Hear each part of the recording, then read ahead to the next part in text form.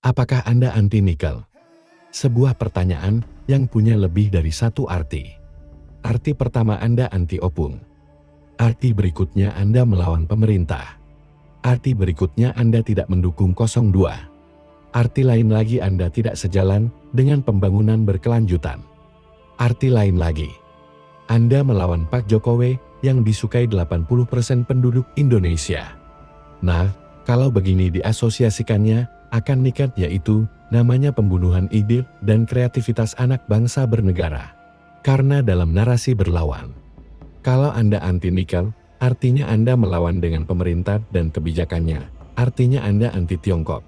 Karena Tiongkok diuntungkan 10 kali lipat dari apa yang Tiongkok investasikan di Indonesia. Artinya kalian pro Barat, karena Indonesia melawan WTO yang tidak suka Indonesia menahan ekspor bahan mentah, namun malahan memberi Tiongkok bahan yang lebih murah.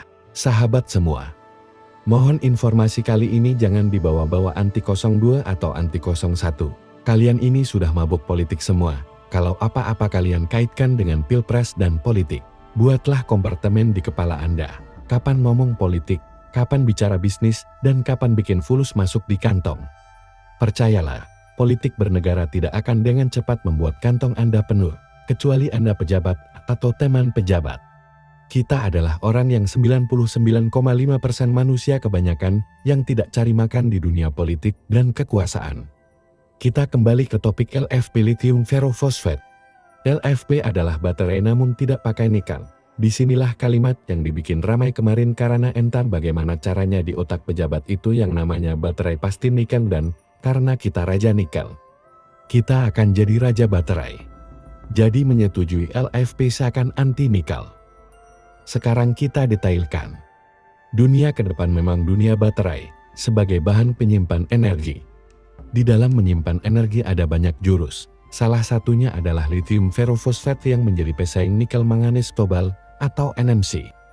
Dalam kendaraan listrik, baterai bukan hanya komponen terpenting tetapi juga merupakan komponen termahal di banyak negara produsen baterai. Ketika bahan nikel dikendalikan Tiongkok sejak 5 tahun terakhir, maka mereka punya otak tidak menggunakan nikel. Itu alasan pertama. Alasan kedua, nikel harus menggunakan kobalt, di mana baterai yang memakai kobalt disebut blood battery atau baterai berdarah. Karena setiap tahun anak usia 6-12 tahun lebih dari 3.000 orang meninggal dalam proses pengambilan kobalt di bawah tanah, di gorong-gorong dalam yang tipis oksigen di Kongo.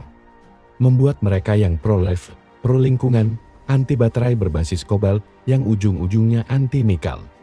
Ketika WTO minta Indonesia tidak melarang ekspor nikel mentah, tujuannya adalah untuk fair price. Maksudnya begini, harga nikel mentah katakan Rp25.000 sekilo. Ini hanya pengandaian. Cara mudah paham para sahabat, itu harga internasional. Ketika dilarang ekspor, maka perusahaan membuat smelter di dalam negeri. Tahukah kalian berapa harga nikel tambang dibeli perusahaan di Indonesia? Hanya Rp15.000 sekilonya. Dan yang beli adalah perusahaan Tiongkok di dalam negeri Indonesia. Itu yang membuat dunia mencak-mencak dan membuat pengusaha nikel Indonesia marah-marah dengan kebijakan tersebut. Mending jual Rp25.000 per kilo di pasar internasional daripada Rp15.000 ke Tiongkok. Nah, kata Tiongkok dihilangkan oleh pejabat dengan melindungi investasi Tiongkok, dibilang itu artinya produk dalam negeri. Lah goblok benar dah. Kalau itu yang diberi pemahaman ke rakyat. Tapi sudah terjadi hampir 10 tahun, dan ketika kita mengatakan apa adanya dianggap anti pemerintah, bukan artinya anti opung. Sudah paham kan? Kita lanjut. Produk smelter yang dibangun di Indonesia, semuanya produk setengah jadi, yang menguntungkan industrialisasi Tiongkok. Produk yang diekspor Indonesia merupakan nikel pig iron, ferronikel, nikel mate penghasil nikel sulfat, nikel hidroksida. Yang mana produk setengah jadi tersebut masuk ke Tiongkok dan dilakukan pemurnian dan cracking mineral untuk industri hilirisasi di Tiongkok yang bisa melipat gandakan keuntungan atau nilai tambah barang hingga lebih dari 20 kali dari nilai asli nikel yang dibayar sewaktu Tiongkok membeli dari Indonesia. Yang bisa disimpulkan, ini merusak alam Indonesia, merugikan rakyat Indonesia. Karena hanya dapat 10% dari pajak, Namun kekayaan alam hilang dan mendukung industrialisasi Tiongkok dan memperkaya Tiongkok 20-50 kali lipat dari apa yang Tiongkok investasikan ke Indonesia. Sudah gitu dapat bebas pajak tax holiday, ada insentif pajak badan PPH, juga dapat fasilitas bebas pajak ekspor. Boleh impor barang baru atau bekas semaunya untuk membangun smelternya, sampai boleh pakai tenaga kerja Tiongkok sebanyak-banyaknya dan uang transaksinya karena di luar negeri yang masuk Indonesia hampir tidak ada. Intinya, udahlah. Bener deh. Kalau model hilirisasi begini, ya mending dukung LFP dan gak usah nikel.